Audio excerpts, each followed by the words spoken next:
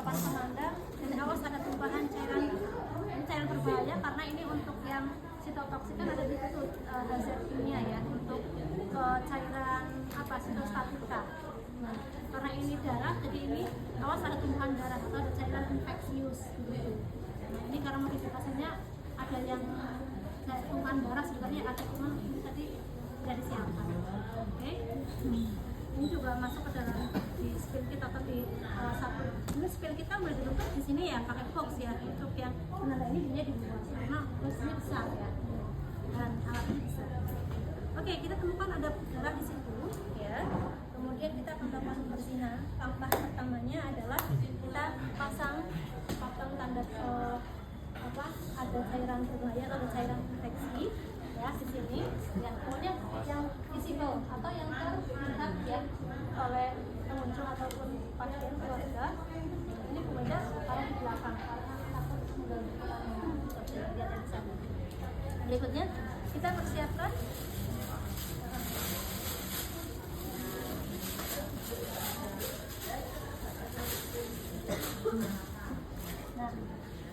kalau yang semuanya kita gunakan yang disposable atau sekali pakai, kita cukup satu aja di sini, sehingga setelah digunakan semua ada Google, kemudian apro ini celemek dimasukkan ke sini ya, dibuang sekaligus. Tapi kalau misalkan kita melihat ada satu alat yang misalkan itu tidak digunakan lagi atau reuse, kan tidak dibuang, akan dibersihkan lagi ya, akan digunakan lagi gitu.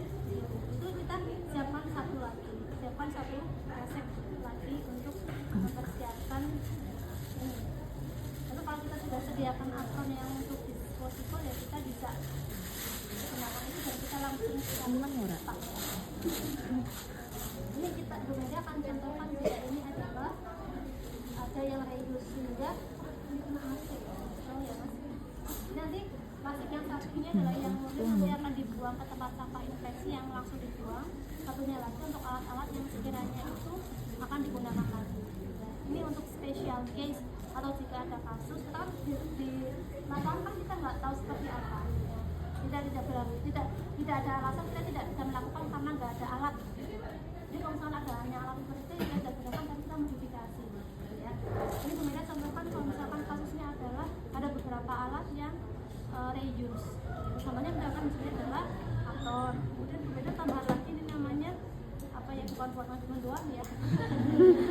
Sama itu ya, martabak. Tapi ini untuk ambil biar tangan kita itu nggak sekaligus langsung ke atau misalkan di cairan sitostatika kan, karena cairan sitostatika itu kan cairan yang keras ya, bisa membakar kita ya gitu, sehingga pada saat kita membersihkan kita gunakan alat seperti ini biar tidak langsung kontaminasi. Dan untuk yang cairan sitostatika itu dua ini ya, menggunakan double gloves atau double sarung tangan.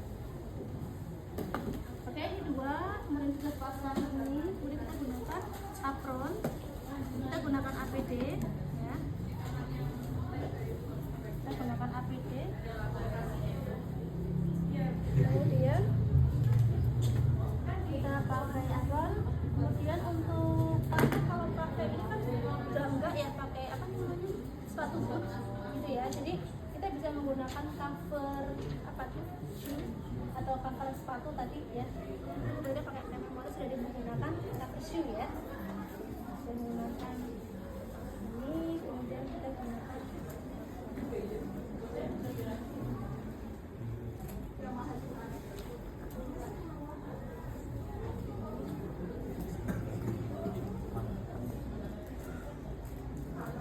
kita praktekkan yang menggunakan cover. Kalau yang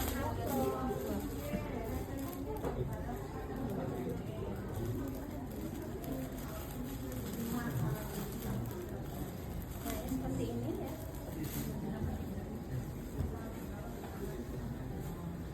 Ini lebih apa? Lebih tipis.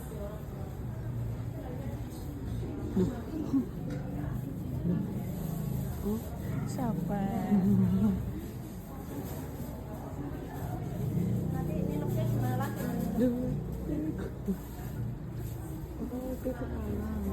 Nanti kamu lihat tutorial berikutnya ya mas. Nah ini kalau yang disposable tinggal dikalungkan saja, kemudian ini selanjutnya. Tapi ini sekali ini harus hati-hati ya. Itu mah kresek guys. Ya kita nggak pakainya nggak double ini kemudian contohkan ini kalau yang reduce Antar ini kresek. itu akan saya. Snack. Jadi kalau terkait dengan infeksi sih harapannya yang langsung disposable aja. Kemudian ini kita servis ini. Kita praktekkan contohkan dari itu ya. Oke, terus gloves. Overshoot. Tapi harus dipasangkan lagi realnya. Ini sebenarnya kayak mau ngapain ya? Nah. Kita udah pakai cover shoes juga ini ternyata apa? Bajunya juga nggak safety ya. Kalau di rumah sakit kan sudah sesuai dengan ini lah ya, nggak pakai yang berat. Mungkin kan di rumah sakit terus pakai yang kayak ini nggak ya? Karena ini juga nggak safety karena apa? Berpotensi untuk apa? Iya, terkena cairan. Ini satu beli Bu Meda maaf. Ini kemudian apa? Google, Google-nya mana? Google-nya ya? Sarung tangan kayak ini karena dijaga kan sarung tangan karena ini kebanyakan jadi di atas ya sarung tangan. Masker pengen milih kalian pakai masker ya beda kan masker sudah menggunakan masker.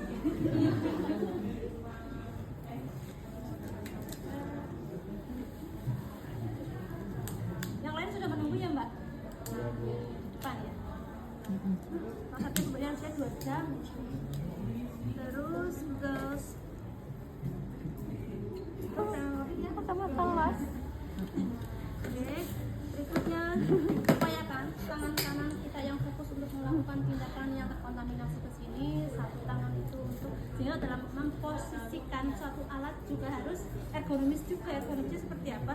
Ini khusus untuk yang bersih di sini, tangan kiri yang bertanggung jawab posisi, tangan dominan kita untuk yang membersihkan, ini yang berkaitan dengan yang langsung kontaminasi yang kotor.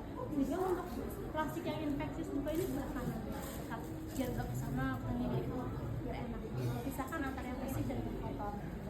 Ya, oke. Kita yang pertama adalah membersihkan dengan menggunakan tisu penyerap atau kain penyerap. Ini kan kalau pakai yang ini kan sayang ya. Nah, tadi sudah dicontohkan. Kita misalkan ini menyesuaikan dengan banyaknya tumpahan ya, dengan banyaknya tumpahan darah. Jadi kita diamkan. Yang pertama, kita bisa gunakan sini. Langsung ataupun langsung juga nggak apa-apa karena tidak aman gitu. Tapi kemudian contohkan yang ini karena yang sitostatika juga harus pakai ini seperti itu. Jadi kita nggak langsung kontaminasi. Ternyata ini ada angin. Oke, ini sampai posisi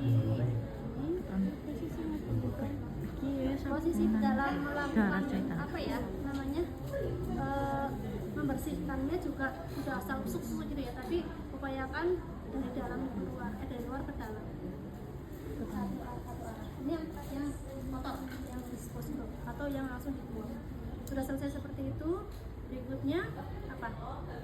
Itu ya, pakai deterjen.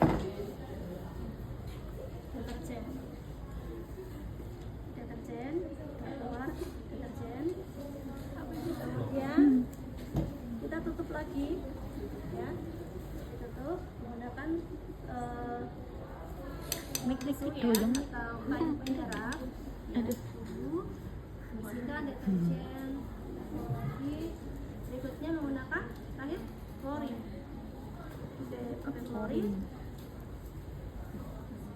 Nah, pada saat menggunakan klorin, oke, ini sudah menggunakan klorin, ditunggu kurang lebih 3 menit, baru ini dengan tusuk penyerap. Jadi pada saat menggunakan klorin itu kita tunggu sampai 3 menit. Enggak 3 menit, ya 5 menit boleh. Ya.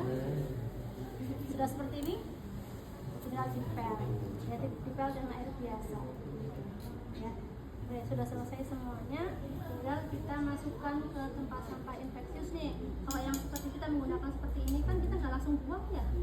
Atau misalkan ada yang seperti ini modelnya tapi kok disposable, tempel dengan air bersih. Berikutnya adalah ini kan disposable juga, ya selesai ya. Terus apa lagi nih? Semuanya Google juga reuse tadi, tinggal dibuang jangan sampai gitu. Ini untuk apron juga dibuang. Kalau yang apron seperti ini berarti kita langsung buang.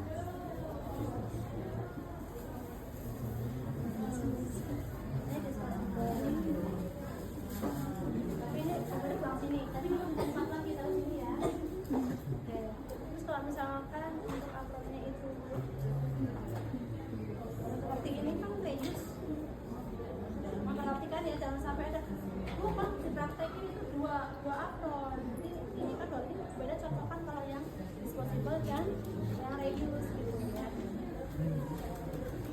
Sedangkan di sini reuse spray itu kan menggunakan menggunakan data. Ini juga disposable.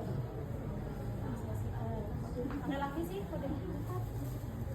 Oke, dan semuanya ini dimasukkan, dirapikan, rapikan ya. Hup.